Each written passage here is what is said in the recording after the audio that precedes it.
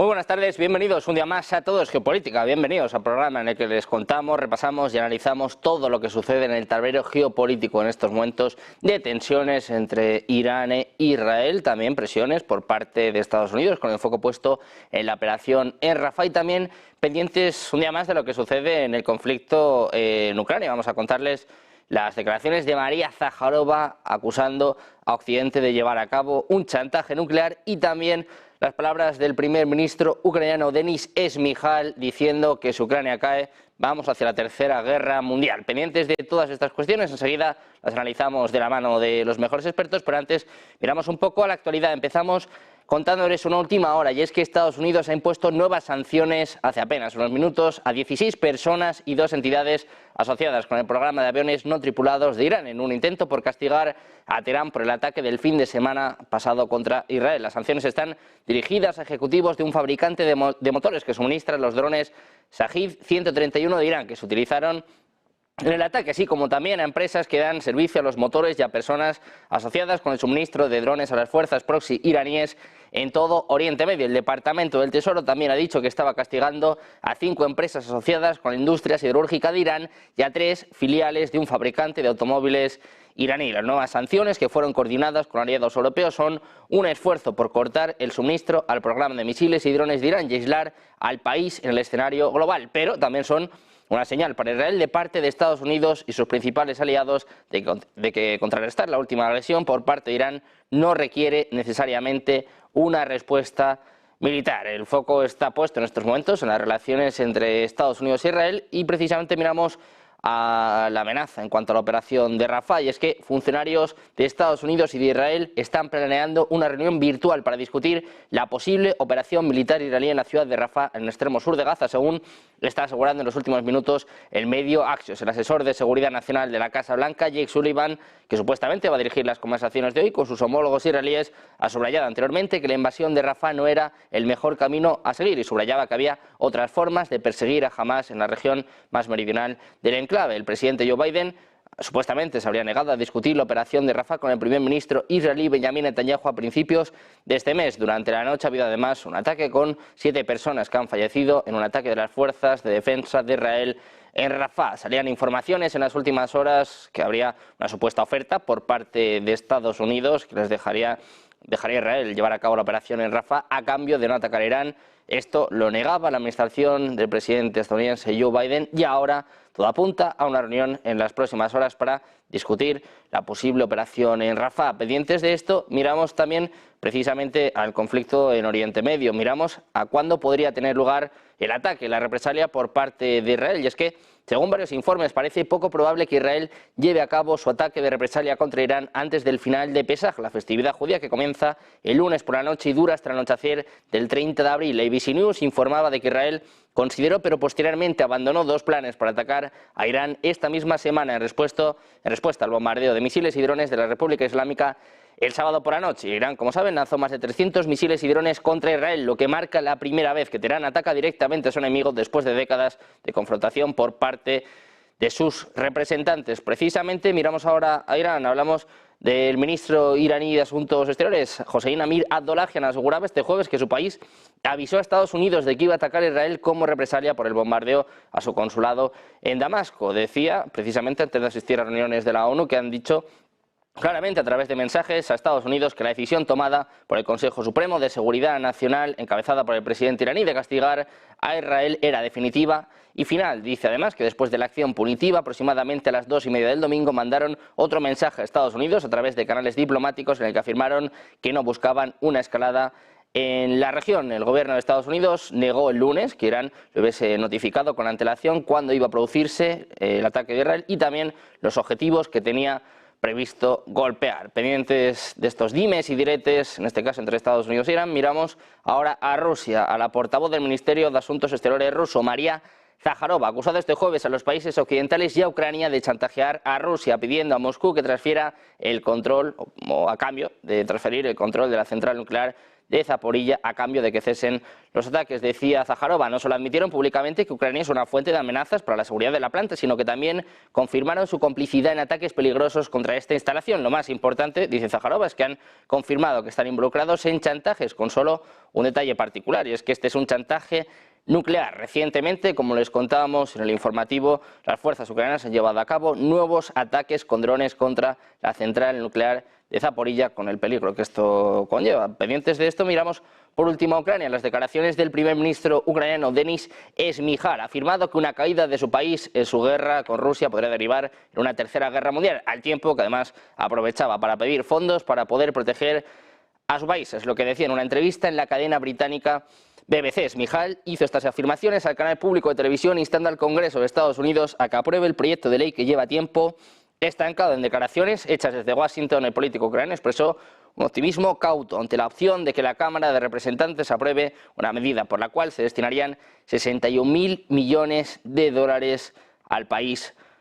ucraniano. Pendientes de todas estas cuestiones, damos paso a los analistas, analizamos todas estas cuestiones de la mano de los expertos. Ya tenemos a Adrián Celaya, presidente de ECAE Group, Ezequiel Vistoretti, doctor en Ciencia Política, profesor de Relaciones Internacionales en Alemania, y Francisco Javier Martínez López, analista internacional de Geopolítica y Geoeconomía. ¿Qué tal? Muy buenas, Ezequiel, Adrián, Francisco Javier, muchas gracias por estar por aquí. Hola, ¿qué tal? Hola a todos. Un placer. Muy buenas tardes. Bueno, pues muchos temas que tenemos que analizar. Parece que se han relajado un poquito las tensiones, parece que se ha pospuesto el ataque por parte de Israel. Precisamente os quiero preguntar por esta cuestión, Adrián, quiero preguntarte por este juego psicológico, me atrevería a decir, que estamos viendo después del ataque de Irán. Todo apuntaba a una respuesta inminente, inmediata. De momento parece que el primer impulso se frenó, pero claro, empiezan a salir muchas informaciones, ya apuntan, por ejemplo, al 30 de abril. Otros decían que iban a atacar el sábado. ¿Está jugando Israel con Irán? ¿Está intentando meter el miedo en el cuerpo a su contrincante, en este caso? No creo que sea el objetivo fundamental de ese retraso. Supongo que tendrá mucho que ver con el tipo de negociación que se haya producido entre Israel y Estados Unidos. Y Israel estará necesariamente pensando, por un lado, en aspectos de carácter operativo, es decir, cuáles son sus estrategias y esas estrategias en concreto qué tipo de preparación técnica requieren, ¿no? Y por otro lado, en cuáles sean los condicionantes que le ha puesto Estados Unidos, en qué medida los están o no negociando de alguna forma antes de dar el paso. En principio, el hecho de que pase tiempo suele ser positivo en este tipo de situaciones porque parece que facilita amortiguar la tensión y hace, digamos, disminuir las probabilidades de una respuesta agresiva, ¿no? Digo en principio porque esto no nos debe hacer olvidar cuál es el contexto estratégico, ¿no? Y el contexto estratégico nosotros estamos repitiendo una y otra vez que está muy marcado por el momento en el que Israel atacó el consulado iraní en Siria.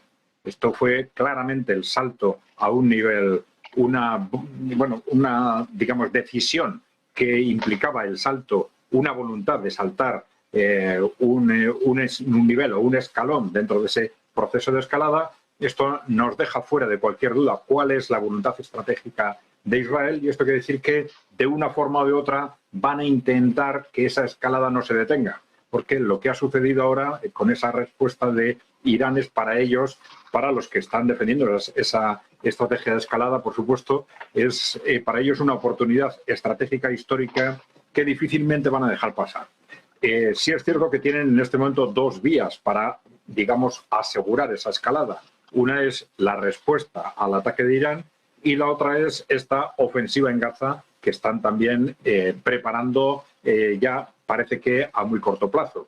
Cualquiera de las dos vías puede permitirles, desde el punto de vista de su propia reflexión estratégica, asegurar la escalada, es decir, obligar a la otra parte a una reacción que le llegue al final a esa escalada regional o incluso mundial. Pero está claro que en este momento que la apuesta estratégica de Israel, del gobierno de Netanyahu, es esa, y yo creo que no nos podemos olvidar de ese contexto cuando analizamos hechos concretos como puede ser el que pasen unos días antes de tomar una decisión, o el que se esté mirando más, se empiece a mirar más que esa respuesta a lo que puede hacer Israel en el frente de Gaza. Ezequiel, ¿cómo ves esta cuestión, estos avisos? Es verdad que, bueno, Irán también avisó, dice Estados Unidos que no, pero bueno, parece que Irán también avisó del ataque a Israel y ahora vemos, bueno, pues estos tira y afloja, ¿no? Sobre todo entre Israel y Estados Unidos para ver si se da el paso. Hablaban también de que, bueno, el lunes estuvo a punto de atacar a Israel, finalmente parece que se echó atrás. ¿Qué está sucediendo? Porque este teatrillo, ¿no?, que están montando, y también, ¿cómo crees que va a ser la respuesta por parte de Israel? Sí, de acuerdo por completo con Adrián. En realidad presenciamos la siguiente situación. Israel hasta el ataque de Irán aparecía muy complicado en su situación interna debido al estancamiento del conflicto en Gaza, debido a las tensiones y a los enfrentamientos permanentes también en el norte, en el Líbano con Hezbollah, con tensiones también en Siria. Su economía presenta, de acuerdo a las cifras oficiales, una caída del 20%, de acuerdo a cifras extraoficiales mucho más aún. En cuanto al apoyo internacional, la imagen de Israel desde que comenzó con los ataques indiscriminados contra la población en Gaza presenta una caída enorme, tremenda, y además de todo eso, aparece una situación interna, Netanyahu aparece en una situación interna muy difícil, también debido a el fracaso de los objetivos oficiales de la invasión a Gaza. Recordemos cuáles los objetivos, básicamente la eliminación de Hamás y el rescate de los secuestrados. Ni pudo hasta ahora con la eliminación de Hamás, mucho menos con el rescate de los secuestrados. En realidad todos estamos conscientes de que la invasión no respondía a esos objetivos, sino que el gobierno de Netanyahu patrocinó el desarrollo de Hamás a la espera de un ataque como el sucedido para reaccionar con el objetivo de la eliminación de la posibilidad de los dos estados, ¿sí? Básicamente, o bien la eliminación de los gazatíes o bien su extradición. Es el objetivo de fondo, pero tampoco pudo con eso. Entonces Israel aparecía en una situación muy complicada y en ese sentido el gobierno de Netanyahu realizó una provocación comenzó a realizar provocaciones, la de Siria, la del ataque contra el edificio consular iraní en Siria representó una de ellas, ni siquiera la primera. Y bueno, esas provocaciones respondían al objetivo de que apareciese una situación de escalada aún mayor, a partir de la cual Israel pudiese abandonar esta situación tan compleja, tan desfavorable, como producto del ingreso de Estados Unidos a una guerra generalizada, ¿sí? Frente a esta situación tan difícil, ¿cuál la apuesta entonces de Netanyahu? Una salida hacia adelante con una escalada. Para eso las provocaciones. Los iraníes estaban conscientes de esto, pero por cuestiones ligadas a la demostración de fuerza, principalmente en el mundo islámico y en la sociedad iraní, debían responder a un ataque directo contra su territorio en última instancia, porque la embajada iraní en Siria representa una parte del territorio soberano iraní. Entonces determinaron responder, sí, a esta provocación, pero de una manera extremadamente calibrada, extremadamente moderada y en acuerdo incluso con los Estados Unidos. De hecho, ya aparecieron reportes, incluso, de hecho, en el Financial Times, donde, si no, medio con información privilegiada de los servicios de inteligencia británicos y estadounidenses, medio británico, un día antes de la respuesta de Irán con el ataque a Israel, el cual, por cierto, no generó muertos, al menos oficialmente, y representó un ataque contra objetivos militares, a diferencia del ataque de Israel contra el consulado iraní, por cierto, con objetivos civiles y con decenas de personas muertas. Bueno, según el Financial Times, en un artículo publicado un día antes de esta respuesta iraní, Irán habría establecido negociaciones a través de Omán para realizar un ataque retaliatorio calibrado en acuerdo con los Estados Unidos, ¿sí? De manera que ese acuerdo no generara una escalada del conflicto a toda la región, lo cual obviamente Irán no quiere, porque Israel, como recién presentaba, ya aparece en una situación de muchísima complejidad, una situación muy, muy negativa. Irán, por cierto, en su rol de titiritero de toda esta situación, sin participar directamente, aparecía en una situación, o aparece en una situación de fortaleza, con los hutíes y con Hezbollah accionando en su nombre. Entonces, responder sí es el objetivo, pero de una manera acordada y calibrada para no generar una escalada contraria a sus intereses. Y Estados Unidos participó en esta negociación y por eso inmediatamente después del ataque, cuando Netanyahu quería inmediatamente comenzar un ataque, una respuesta a todo nada con la participación de Occidente y por sobre todas las cosas con la participación de Estados Unidos, bueno, en ese momento tanto Biden como Scholz, como Macron, como incluso Rishi Sunak, todos ellos llamaron a Netanyahu con la orden de que no respondiera alocadamente, de que si fuera a responder, respondiese muy, pero muy moderadamente, porque ninguno de ellos quiere un ataque en una guerra generalizada. Por sobre todas las cosas no la quiere Biden, no por amor a la paz, ni mucho menos, eso para él carece por completo de... Bueno, para los Estados Unidos las vidas de inocentes carecen por completo de importancia, lamentablemente. No quieren una guerra generalizada, principalmente por las elecciones, ¿sí? Porque una guerra generalizada determinaría un nuevo conflicto en el exterior en el cual Estados Unidos aparecería empantanado, nuevas masacres contra la población musulmana. En gran medida el voto de Biden y especialmente el voto en los 3 estados cambiantes, los swing states, los cuales determinarían las próximas elecciones, bueno, en gran medida representan un voto afín o musulmán o afín a la causa palestina. Por eso Estados Unidos no quiere esto, por eso llamaron a Netanyahu. Netanyahu en un momento determinó que no respondía más llamadas, comenzó a rechazar las llamadas y a deliberar con su equipo sobre una respuesta, pero sin ese apoyo. Y sin ese apoyo, por más que quiera generar una escalada, no puede generarla porque comenzaría un nuevo frente en una situación de extrema debilidad si no lo acompañan los Estados Unidos.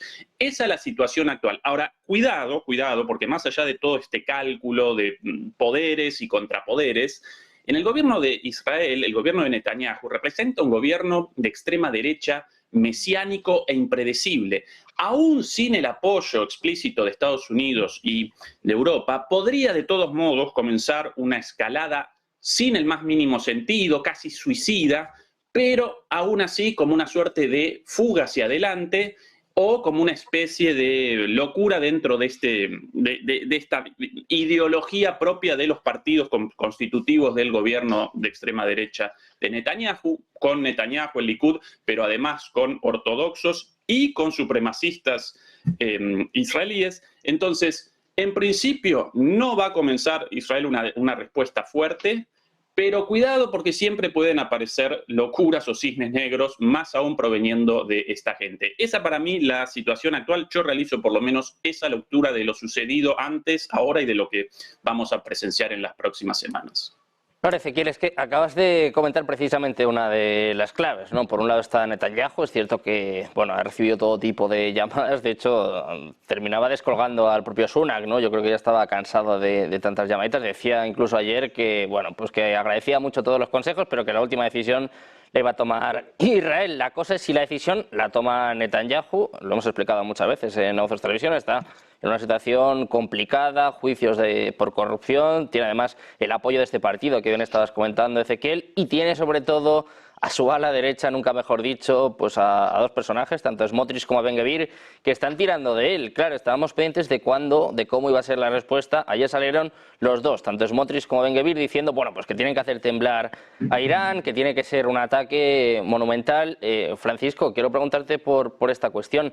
¿Hasta dónde pueden tirar de Netanyahu? Porque por un lado, Occidente le está frenando, está claro que no quieren una escalada, bastante tiene también el pobre Biden con lo que tiene ya, pero claro, tanto Smotrich como Ben-Gvir están tirando de Netanyahu y le pueden poner también a una posición muy complicada, que es que tiene problemas fuera, pero también dentro, ¿no?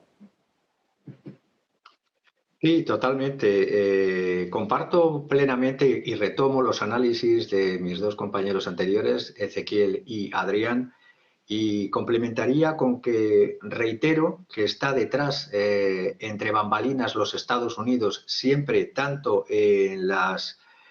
Voy a poner el ejemplo, la propia conversación que tuvieron el sábado Biden con Netanyahu, allí filtrada por Microsoft en NBC News, se decía claramente de esa conversación que no participaría, otra vez más, en Estados Unidos de operaciones ofensivas contra Irán, pero que requerían que Israel compartiese información sobre las acciones con anticipación específica para ver si puede tener repercusiones negativas para la administración del POTUS Biden, evidentemente en situación electoral, que se debe a muchos cabildeos, no solamente a los cabildeos sionistas y los cabildeos evangélicos, sino a cabildeos, como bien han comentado mis compañeros, de árabes y de un lobby palestino. La realidad es que también la respuesta de Irán fue sumamente, ¿cómo decirlo?, necesaria para los Estados Unidos y para el propio Netanyahu, que estaba en un callejón sin salida como lo está. Y lo que, en cierta manera, estamos hablando de esto, pero está consiguiendo Netanyahu olvidar, que se olvide del genocidio continuo que se está haciendo ya. Las cifras ascienden a casi 34.000 asesinados y claro, mientras que se habla de esto entre bambalinas, en que si van a atacar no van a atacar, Israel necesitaba la respuesta sí o sí para encubrir estos crímenes continuos en Gaza, y lo que se está ahora por parte tú has comentado que hay parte del gabinete de Netanyahu, Smotrich, Ben-Gvir, pero también están los que aparentemente son menos extremistas. Para mí es todo el gabinete, como Jared, como el propio Netanyahu, que de moderado tiene muy poco. Y por parte de Irán se está señalando claramente en el discurso que han hecho el día 17, el día justamente pasado, que era el día del Ejército Nacional iraní en Teherán, también señaló Irán que el más pequeño ataque de Israel traerá una respuesta masiva y dura, y por eso ha reiterado que el ataque que hizo, o respuesta que hizo Irán al ataque al consulado del 1 de abril, fue con el nombrecito de Operación Promesa Verdadera, fue un ataque limitado, anunciado, contenido y cuasi testimonial, porque hubo incidencia sobre 2 bases aeromilitares israelíes. Yo lo que estoy viendo es que la situación la contención hasta ahora que estaba teniendo estratégica Irán puede saltar por los aires. La contención que también están teniendo, o de moderación, Hezbollah, porque ha habido asesinatos continuados a 270 miembros de Hezbollah asesinados por Israel, y de entre ellos 25 miembros de la llamada unidad de élite Radwan, como Wissam Tawil, o el último de Ismail al-Sin a finales de marzo, que era un comandante de una unidad antitanques en el Líbano. Claro, todo esto, las Naciones Unidas callan siempre que hay ataques a países como el Líbano, como Siria. Debe ser que forman parte del derecho natural que tiene el Estado de Israel a atacar a sus vecinos sin ningún límite. Lo mismo con las administraciones americanas y con la administración del POTUS Biden. Dice que no va a seguir al gobierno Netanyahu en un ataque, en una ofensiva, pero no pone límites a su apoyo férreo. Es decir, lo curioso es que los buques de guerra iraníes se están desplegando en el Mar Rojo. Se está diciendo que es para proteger la fragata Yamarán, creo que se llama Yamarán, está presente en el Golfo de Adén. Se dice por el momento para proteger el tráfico comercial, pero yo veo que la situación se está tensando cada vez más, y los estados de la región, cuando se dice que no han sido advertidos, siempre son advertidos. Los Estados Unidos están entre bambalinas siempre midiendo los tiempos, pero como han dicho mis compañeros, los tiempos pueden salirse, perdonar que utilice esta expresión, puede salirse todo de madre cuando estamos, ¿cómo decir?, cuando las poblaciones, que yo los diría que son leones sufrientes, están gobernados por burros. Y cuando los burros tiran de los gobiernos, evidentemente puede pasar cualquier cosa. Bueno, pues pendientes de la contención, como bien explicabas, Francisco, por parte de Irán, pendientes también del ataque, quiero preguntaros por este vaivén de fechas, Adrián, ¿qué crees que está sucediendo? Y sobre todo, veía que lo apuntaban también por el chat, si crees que va a ser el ataque después del 30 de abril, si realmente crees que van a respetar esta Pascua judía, o es una especie de globo sonda, que es lo que yo me temo, y que, bueno, pues quizás Israel adelante su ataque, que pueda tener lugar incluso este mismo sábado, ¿no?, como apuntaban muchos medios ayer. Adrián, no sé cómo ves estos movimientos por parte de Israel. Se están jugando al despiste con Irán, básicamente. Sí, esperar al 30 de abril efectivamente parece demasiado tiempo porque puede hacer que el efecto psicológico en la propia población de Israel y en el mundo en general en cuanto a pedir o a aceptar o a legitimar una reacción de Israel, pues que se vaya disolviendo, ¿no? Puede haber las razones para estos movimientos pueden ser, por un lado, las negociaciones en curso con Estados Unidos, porque claro, el cómo se posiciona Estados Unidos es la clave fundamental, estratégica para Israel. No quiere decir que Israel no vaya a actuar sin el permiso de Estados Unidos, pero Israel sí tiene que asegurar que si actúa, esta actuación, aunque no sea del gusto inicial de la presidencia, de alguna forma Estados Unidos luego no tenga más remedio que seguirle o que tolerarla. De tal forma que al final, de cara a ese conflicto regional, Estados Unidos se vea de una forma u otra arrastrado. Estados Unidos se puede ver arrastrado no porque dé su visto bueno a un determinado ataque, sino porque como consecuencia de ese ataque se inicia un conflicto regional. Israel, el propio Israel se pone en peligro, se visualiza ese peligro y esto moviliza a todas las fuerzas pro-israelíes, vamos a decir, en Estados Unidos, para obligar a su gobierno a que vaya a defender a un Israel que realmente está en peligro de desaparición. Este es un contexto que se puede crear por mucho que Estados Unidos diga que no. Y es una apuesta en la que el gobierno de Netanyahu estaría perfectamente dispuesto a entrar.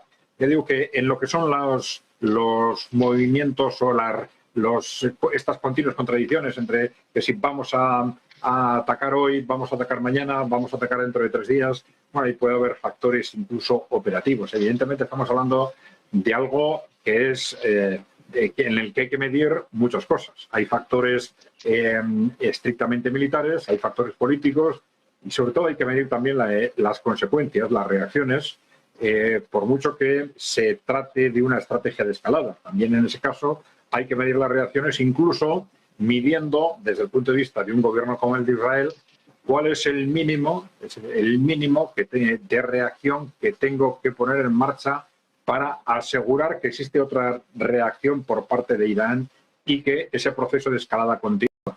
Porque si mi reacción es demasiado suave y no genero esa reacción después en Irán, puedo arriesgarme a que se corte un proceso de escalada que es en realidad lo que me interesa poner en marcha, ¿no? Con lo cual, bueno, dentro de esos movimientos de días, como digo, puede haber factores distintos, pero la perspectiva estratégica de qué es lo que hay en la mente en esas mentes radicales del gobierno de Israel, yo creo que no podemos olvidarlo.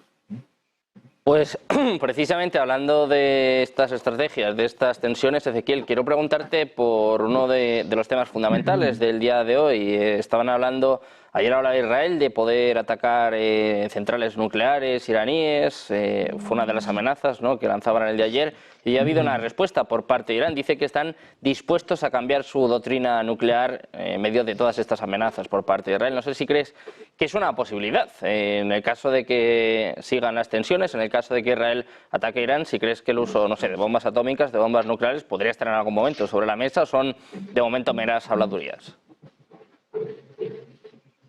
En principio, no, pero ese no respondería al análisis de los intereses, las relaciones de fuerza, desde la perspectiva de la racionalidad de un Estado, ¿sí? Sin embargo, una vez más, el gobierno de Netanyahu en gran medida abandonó la lógica del interés nacional del Estado israelí y la lógica de la racionalidad como tal. Responde a una lógica en parte mesiánica, ultra ideologizada, religiosa, pero desde una perspectiva de la religión rechazada por la gran mayoría de los judíos del mundo. Y en parte responde también a la situación personal del propio Netanyahu, bueno, acusado de corrupción, también acusado por su intento de reforma judicial anticonstitucional. Entonces, en principio, no debería Israel comenzar una guerra generalizada abriendo un nuevo frente con su armamento nuclear, porque todo eso, en última instancia, determinaría para el Estado de Israel muchísimos problemas. De hecho, si realizamos un análisis de la posición de Israel en la opinión pública internacional desde el inicio de todo esto, retrocedió muchísimo. Aparecen realmente en una política contraria a los intereses incluso de la población, de la sociedad israelí. Todo este problema habría desaparecido hace mucho tiempo si hubieran convalidado sencillamente la solución de los dos estados, un estado palestino y un estado israelí, en convivencia pacífica como el resto de los estados del mundo. Bueno, como rechazan eso, bueno, generan una situación en última instancia mala para los propios ciudadanos israelíes y para el propio Estado de Israel. Y una vez más, esto responde a el extremismo de este gobierno. Entonces, en ese marco, en el marco de un gobierno extremista, no parecen descartadas estas locuras, lamentablemente. Mucho más análisis que eso no podemos realizar, ¿sí? Desde el punto de vista del interés de Israel, no desde el punto de vista de un gobierno desbocado, y en parte además desbocado por la complicidad, o por lo menos la anuencia de Occidente. Bueno, sí pueden aparecer este tipo de cosas. Y lo llamo complicidad o anuencia porque lamentablemente el Consejo de Seguridad, como así también el norte global en su conjunto, convalida que el Estado israelí cometa violaciones contra las resoluciones del Consejo de Seguridad de manera completamente impune, a diferencia de lo sucedido con otros conflictos en el mundo, cuando inmediatamente Estados Unidos y Europa reaccionan indignados con, bueno, pedidos de sanciones o con el establecimiento de sanciones, incluso con el envío de armas. Así que esas las dos puntas de esa ecuación en, una vez más, una situación bastante imprevisible por este extremismo característico del gobierno de Netanyahu. Francisco, quiero trasladarte a ti esta misma cuestión. Si crees que estas tensiones, que esta escalada podrían derivar en algún momento incluso en unas tensiones nucleares, en una escalada nuclear. Se lleva mucho tiempo avisando sobre el enriquecimiento de uranio que está llevando a cabo Irán. Sabemos que Israel también es una potencia nuclear. ¿Crees que se puede llegar a este extremo? Hoy Irán volvió a poner sobre la mesa esta cuestión. El martes, si no recuerdo mal, decía que, bueno, que podrían llegar a utilizar armas nunca vistas. La dejaba caer, no decía que fuesen armas nucleares, pero más o menos parece que la opción está sobre la mesa. Quizás sería la última opción, pero no sé cómo ves esta cuestión, Francisco, si crees que se puede llegar a ese extremo.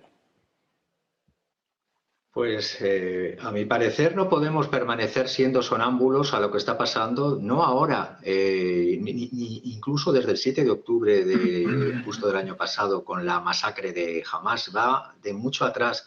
Es decir, no podemos permanecer sonámbulos a un estado de, ¿cómo llamarlo?, de inhumanidad genocida increciendo por parte de un gobierno.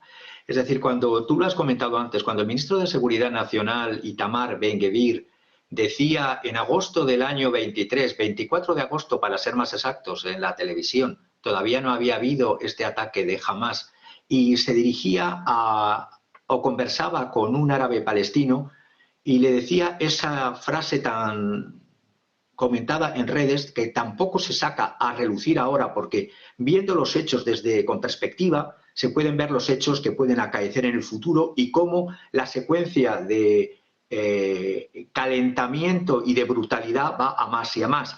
Cuando decía Itamar Ben-Gvir en la televisión que los derechos israelíes prevalecen a la libertad de movimiento de los árabes, de los palestinos, y decía concretamente el derecho, mi derecho, the right of me, de my wife, de mi mujer, and kids, y de mis hijos, to travel around the West Bank, para viajar alrededor de Jerusalén, Gaza y de todos los territorios palestinos, is more important than that of the Arabs. Es más importante que la de los árabes. Y incluso con una sorna cruel le decía al interlocutor palestino, sorry Mohammed, but that's the reality. Perdona Mohammed, pero esta es la realidad. Todo esto pasaba y ya se estaban denunciando ante Naciones Unidas, ante la Unión Europea, y se ha hecho caso omiso porque, ¿cómo decir?, estamos siendo desde hace ya muchos años la escolta mediática de las masacres y no pasa nada. Es decir, cuando organizaciones internacionales desde el año 2021, tanto israelíes como palestinas como internacionales, publicaban informes primero de apartheid. ¿Qué viene después de un apartheid que no se quiere parar? Pues un genocidio.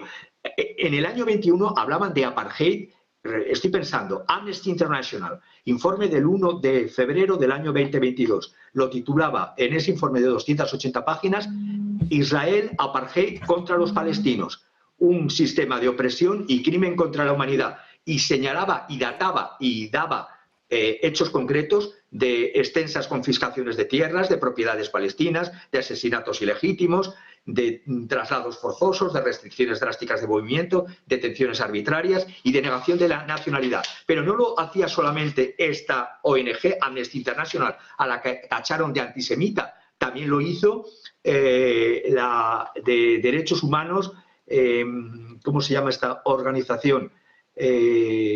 La International Watch Rights, no sé cuál es el nombre ahora exacto, es el Observatorio de Derechos Humanos Internacionales, y también se hizo caso omiso de lo que ellos estaban diciendo.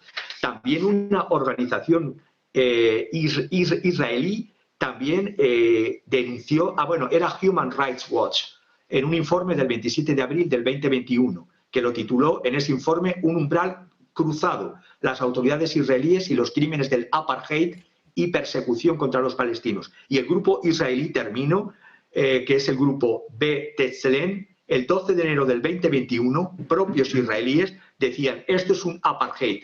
Y a todo esto ni la Unión Europea ni el Consejo de Seguridad de Naciones Unidas veía ni hacía nada. Después del apartheid que viene la eliminación, el asesinato. Por eso lo que pueda surgir de las mentes de un gobierno en el que están Ben-Gvir, en el que están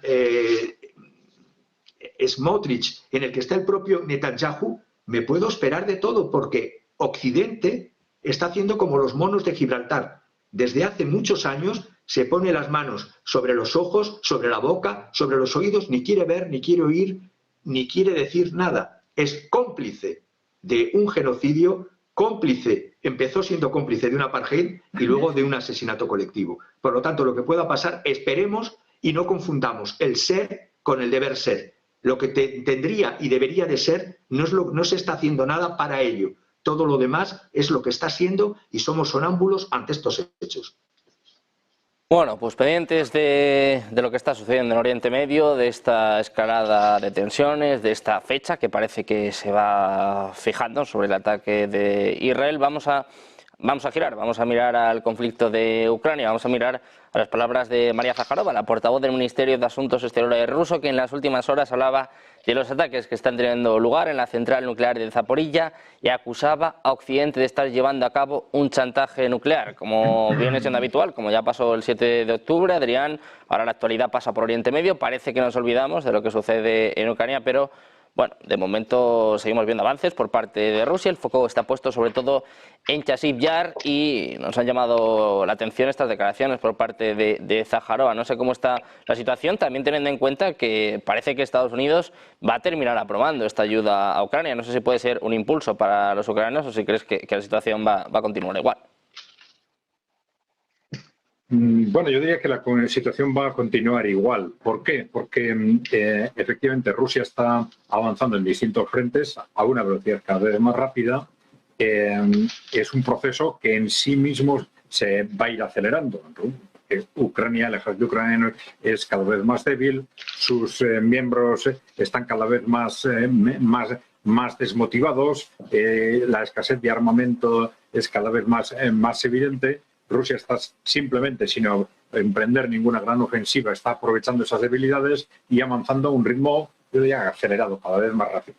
Esa ayuda occidental evidentemente sí puede tener un efecto, pero bueno, hay que ver primero cuándo se materializa. Y segundo, bueno, lo que está claro es que el máximo efecto de esa ayuda va a ser, en todo caso, ralentizar el proceso, no lo va a detener.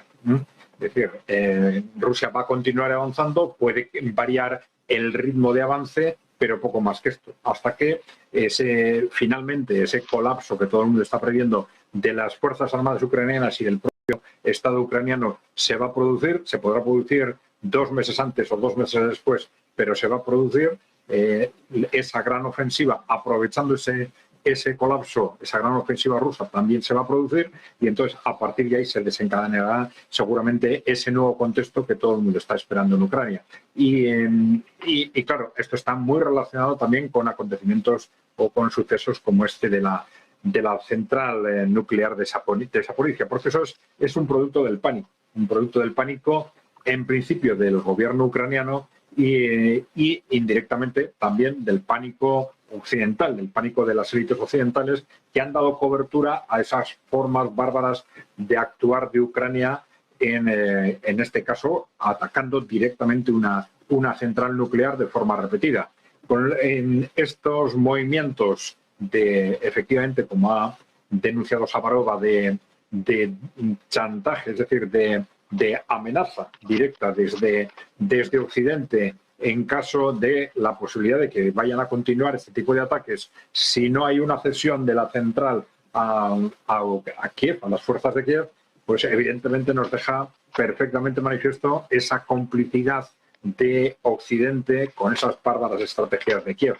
Y esa complicidad tiene una raíz, como digo, en ese pánico estratégico de las élites occidentales. No es el mismo pánico, evidentemente, que existe en el gobierno de Ucrania, pero es un pánico ante un mundo que se les escapa, un mundo unipolar que han controlado y que han dominado, y están viendo que van a dejar de controlarlo. Y un miedo que es también un miedo más directo a un avance sustancial de la influencia de Rusia y de los países emergentes en la propia Europa a partir del momento en que finaliza el conflicto en Ucrania con la victoria de Rusia. Esto va a ser un aldabonazo que es muy posible que marque el final de la OTAN y una crisis institucional al menos en el conjunto de Europa. Vamos a ver qué pasa en Estados Unidos, pero al menos en Europa Occidental, en la cual el peso de la influencia ideológica y política de Rusia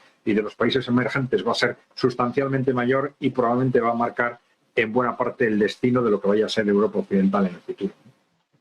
Bueno, pues vamos a ver qué sucede. De momento, lo que parece, Ezequiel, es que, bueno, no estamos para jugar, ¿no? O sea, quiero decir, hay muchas formas de chantajear, hay muchas formas de presionar a Rusia que no va a atacar la mayor central nuclear de Europa. No sé cómo lo ves, pero a mí me parece una locura, Ezequiel. Se pueden jugar con muchas otras cosas, pero como se vaya un poquito la mano, como un ataque con un dron, pues termine pillando un reactor, uno que no debe, o bueno, como pase cualquier cosa, desde luego no me parece el sitio más indicado para andar con jueguecitos. No sé cómo lo ves tú, Ezequiel, pero a mí mucha gracia no me hace. Sí, efectivamente, representa una locura y responde al grado de desesperación de Ucrania en la situación actual. Lamentablemente, mi compatriota Rafael Grossi, a cargo del Organismo Internacional de Energía Atómica de la IEA, si bien realizó una denuncia de los ataques, una vez más no realizó una denuncia de los perpetradores del ataque, de quién había perpetrado el ataque. Según Grossi, según Rafael Grossi, no pueden determinarlo con certeza, por eso, bueno, el llamado a la calma, al cuidado, a la mesura de ambas partes, cuando obviamente los ataques los perpetra Ucrania porque la central aparece en control ruso, entonces por ende difícilmente los rusos podrían realizar un ataque contra sí mismos, como tampoco realizaron un ataque contra sí mismos en los gasoductos Nord Stream 1 y Nord Stream 2. Respecto a la cuestión anterior, Sergio, en cuanto a el paquete de ayuda de los ya famosos, ya célebres 61.000 millones de dólares pedidos por el gobierno de Biden al Congreso estadounidense y por el momento rechazados por los congresistas republicanos. Debemos recordar que en última instancia, aún con la aprobación de esos 61.000 millones de dólares o con 610.000 millones de dólares o con 6 billones de dólares, no presenciaríamos cambios en el campo de batalla, en la guerra en sí. ¿Por qué? Porque más allá de la cantidad de dinero, Occidente carece de las armas para participar en una guerra de desgaste contra Rusia. Carece de la munición, carece de los obuses, carece de los cañones, carece de los morteros, ¿sí? Entonces, por más que desembolsaran cantidades estratosféricas de dinero, aún así eso no determinaría un cambio en el frente de batalla por la falta de capacidad militar industrial para una guerra de desgaste basada en la masificación. Rusia sí puede generar municiones, tanques, cañones, drones de manera masiva gracias a su complejo militar industrial, en su gran mayoría centralizado en Rostec, una corporación estatal, aunque no solamente, también participan empresas privadas, mientras que Occidente en general, Europa por supuesto que no, pero tampoco los Estados Unidos pueden. Y de hecho, si presenciamos la evolución de la industria militar industrial estadounidense, vamos a establecer que la política de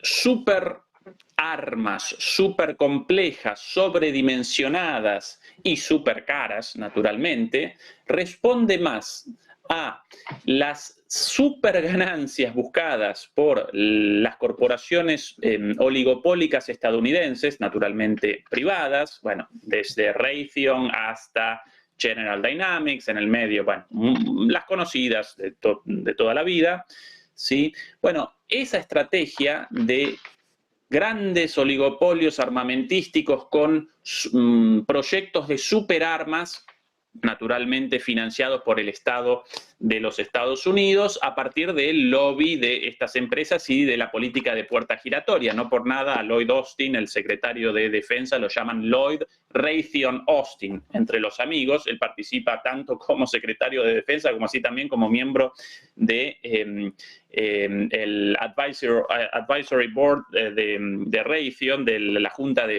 asesora de Raytheon. Bueno, esa política genera enormes ganancias para esas empresas, armas súper complejas, súper caras, pero de escasa utilidad en una guerra convencional como esta, y por ende la situación aparece de tal manera que aún con mayor inversión de dinero, esas empresas no podrían, por lo menos en el corto plazo, realizar los cambios necesarios en lo productivo, en la masificación de las armas, para generar los insumos necesarios para la guerra. Así que una vez más, esto de los 61.000 millones de dólares, sí o no, en última instancia carece de relevancia. La guerra en Ucrania aparece perdida para Ucrania, solo deben determinar las partes el futuro de la repartición de los territorios. Bueno, ahí va a comenzar una nueva etapa de todo esto, y en el medio, bueno, la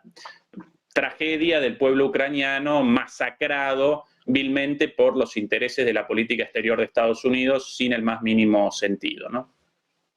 Bueno, Ezequiel, pues pendientes de lo que sucede en Ucrania. Enseguida quiero escuchar también la opinión de Francisco Javier, pero antes vamos a mirar brevemente al Consejo de Seguridad de la ONU. ¿Sabían ustedes que se esperaba hoy una votación para la membresía de Palestina como miembro de la ONU? Como se pueden imaginar, Israel se oponía. Estados Unidos también parecía que iba a vetar esta votación, pero ojo porque todo apunta a que puede incluso retrasarse para mañana. Vamos a conectar precisamente con este Consejo de Seguridad de la ONU donde está hablando Israel. Escuchamos. De Palestina. ¿Hasta qué punto está este Consejo fuera de la realidad para dedicar tiempo y recursos a apoyar una resolución tan desconectada con la realidad sobre el terreno? Una resolución que va a tener cero impacto positivo para ninguna de las partes, que solo va a provocar destrucción en años venideros y menoscabar las posibilidades de un diálogo futuro. Colegas, 6 meses después del 7 de octubre, la masacre de judíos más brutal desde el Holocausto, este Consejo recompensa a los responsables de esta atrocidad con estatidad. Los violadores y asesinos de niños de Hamas están observando esta reunión y sonríen. No hay mayor recompensa para el terrorismo que la reunión de hoy. Voy a recordarles a todos que el requisito básico para ser admitido a la ONU son una población permanente, un territorio definido, un gobierno y capacidad para mantener relaciones con otros estados. 4 requisitos. Pero sobre todo, un principio muy importante del artículo 4 de la Carta es, y cito, la membresía de las Naciones Unidas está abierta a todas las naciones, todos los estados amantes de la paz. Amantes de la paz. Esto suena a broma. ¿Alguien duda de que los palestinos no cumplen este Bueno, pues ahí estamos criterio? escuchando las declaraciones de Gilad Erdan, el representante de Israel ante la ONU. Bueno, como se está revelando, ¿no?, ante la posible membresía de Palestina. Dice, bueno, pues que el Consejo de Seguridad no vale para nada. Es cierto, porque es verdad que el ataque que lleva a cabo Israel en el consulado iraní no lo condenó nadie. O sea, tiene ahí cierta razón el propio Gilad Erdan, pero también dice, bueno, pues que no va a tener ningún impacto para Palestina, que no tiene ningún sentido. O sea, básicamente está pidiendo a sus aliados, sobre todo a Estados Unidos, que no acepten esta membresía de Palestina, y dice que es una recompensa para los terroristas. Pendientes de este Consejo de Seguridad de la ONU, saben que lo pueden seguir en nuestro canal de YouTube. Tenemos un directo en paralelo pendientes de esta cuestión, de si hay o no votación en el día de hoy. Francisco, antes de terminar, quiero trasladarte a ti la misma cuestión. Quiero saber qué opinas del conflicto en Ucrania, donde, por cierto, hoy el primer ministro ucraniano decía que si Ucrania cae, vamos hacia la Tercera Guerra Mundial. Sin exagerar, ¿eh? Pues yo creo que María Sájarova se ha quedado corta cuando habla de chantaje nuclear. Cuando habla y dice simplemente chantaje nuclear, lo que para mí son los repetidos, reiterados, reincidentes ataques de terrorismo nuclear. Yo llamo terrorismo nuclear a lo que la Sájarova dice chantaje nuclear. El riesgo de un gran accidente nuclear en la central de Zaporizhia, la más grande de Europa, cuando decía mi compañero que Rafael Grossi, su compatriota, director general de la OIEA, el lunes 14, este lunes, ante el Consejo de Seguridad, de este mismo Consejo de Seguridad de Naciones Unidas, subrayó que aunque los 6 reactores están ahora en parada fría y la última unidad fue colocada en ese estado hace solamente 2 días, recomienda que existe un riesgo muy real de que pueda surgir esta gran catástrofe, accidente nuclear provocado, y dice, refiriéndose a ataques anteriores. Estoy pensando en las declaraciones que hizo el domingo 7 de abril Rafael Grossi, en el que decía, no lo puede achacar directamente o señalar directamente, pero dijo algo muy importante, Ezequiel. Tu compatriota dijo una frase que para mí es fundamental en derecho. Dijo que los ataques con drones realizados hasta el 7, luego vamos a ver el que se ha hecho después del 7, hasta el 7 de abril, supuestamente, utilizó el término supuestamente, por fuerzas ucranianas. Que alguien de una organización internacional se atreva a señalar a un Estado calificándole de Estado canalla, porque es que estamos en una situación Cuando se habla o se decía de las amenazas nucleares rusas, que un país, una potencia nuclear, que encima es un estado de civilización, como la India, como China, que un estado de civilización, que a su vez es potencia nuclear, haga uso de la disuasión nuclear, a eso se le tacha de amenaza nuclear. En cambio, que un estado canalla, y lo digo así en derecho internacional, son definidos los estados canallas como asociaciones criminales donde una corporación neofeudal intenta provocar cualquier situación de conflicto mundial, eso se llama terrorismo nuclear. Estos señores de Kiev han leído muy poco lo que significa devenir Estado, ser un Estado, desconocen las teorías del Estado de un Léon Duguid o de un Maurice Hariou. Su concepto de el Estado es una pandilla o caterva al servicio de corporaciones transnacionales. Y por lo tanto, si esto lo decía Grossi el domingo 7, es que el martes 9 de abril un dron atacó otra vez más la central de Zaporizhia 10 minutos después de que hubiesen estado presentes la Agencia Internacional de la Energía Atómica. Es decir, Grossi ya vio en sus propios compañeros de trabajo que podían haber sido asesinados por un dron. Si antes decía que podría ser, o que cómo lo calificó con el término, sí, que supuestamente, pues cuando ha visto que el martes 9 de abril ha sido atacado con un dron que apuntó, curiosamente el dron, al centro de entrenamiento de la planta que alberga el único simulador de sala de reactor a gran escala del mundo. Es decir, estamos hablando de que es la central nuclear más grande, con 6 unidades de potencia de 1 gigavatio cada una, y apunta un dron una vez más cuando están 10 minutos más tarde saliendo los de la Agencia Internacional de la Energía Atómica. Repito, estamos en manos de locos y los locos apoyados por Occidente. Y hay que distinguir un Estado, hay que distinguir de la disuasión nuclear de lo que es el terrorismo nuclear. Terrorismo nuclear es esto. Disuasión nuclear es decir, un Estado, yo tengo misiles y en última instancia no me gustaría tenerlos que utilizar, pero utilizar atentados contra centrales nucleares viola una vez más todas las normas de derecho internacional público. Bueno, pues nos vamos a quedar con esto, Francisco, nos quedamos ya sin más tiempo. Muchísimas gracias a los tres, Francisco, Ezequiel, Adrián, muchísimas gracias como siempre por compartir este rato con nosotros y sobre todo por explicarnos todo lo que está sucediendo en el terreno geopolítico. Un placer como siempre. Adiós. Muchas gracias. Muy buen día a los tres, muy buen día también a todos nuestros espectadores. No se vayan, porque seguimos con la mejor información, como siempre, en su casa, en Negocios Televisión.